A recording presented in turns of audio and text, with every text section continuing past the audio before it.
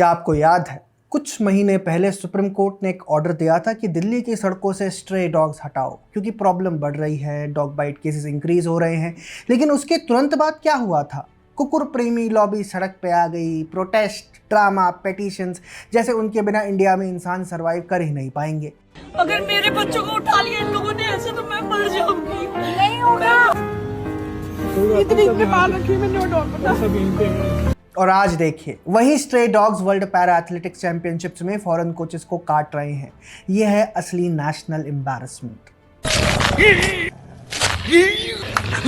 दिल्ली में दुनिया भर के एथलीट्स आए थे एक प्रेस्टीजियस इंटरनेशनल चैंपियनशिप में भाग लेने के लिए। लेकिन इमेजिन कीजिए, वार्म अप ट्रैक पर स्ट्रे डॉग्स घुस गए और केनिया और जापान के कोचेस को काट लिया। फिर रेबीज के लिए उन कोचेस को सफदरजंग अस्पताल भेजना पड़ा। अब भाई, ये ओलंपिक लेवल के वार्म अप ट्रैक है या एमसीडी का कोई गली नुक्कड़? ऑर्गेनाइजिंग कमेटी ने तुरंत कहा, अरे हमने तो एरिया क्लियर कर दिया था, लेकिन कुछ लोग स्ट्रे डॉग्स को खाना खिलाते रहते हैं।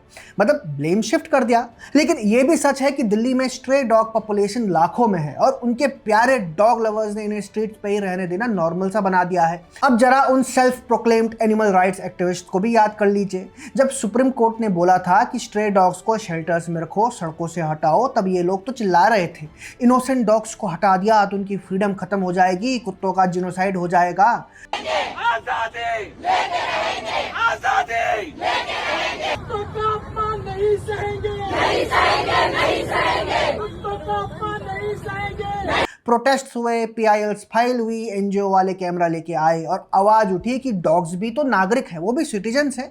लेकिन अब जब इंडिया के नाम पे धब्बा लग रहा है, फॉरेनर्स को डॉग्स काट रहे हैं, तो ये डॉग लवर्स आखिरकार कहाँ गायब हो गए? ना कोई प्रोटेस्ट, ना कोई प्रेस कॉन्फ्रेंस, ना कोई अपॉलॉजी। क्या उनके लिए इंसान की इज्जत और इंडिया की इमेज मैटर नहीं करती? सिर्फ इंस्टाग्राम रील्स बना के डॉग फीडिंग से जो वैलिडेशन मिलता है, वही क्या एक्टिविज्म है? दोस्तों, सुप्रीम कोर्ट ने पहले बोला था स्ट्रे डॉग्स को शेल्टर्स में रखो, सड़कों पे मत छोड़ो। May be a bit harsh, but dog bite crisis को देखकर it was a very valid point. लेकिन डॉग लवर लॉबी चिल्लाई, फिर कोर्ट ने थोड़ा बैक ट्रैक कर दिया। डीवॉर्मिंग और वैक्सीनेशन फिर वापस सड़क पर छोड़ने का ऑर्डर आ गया।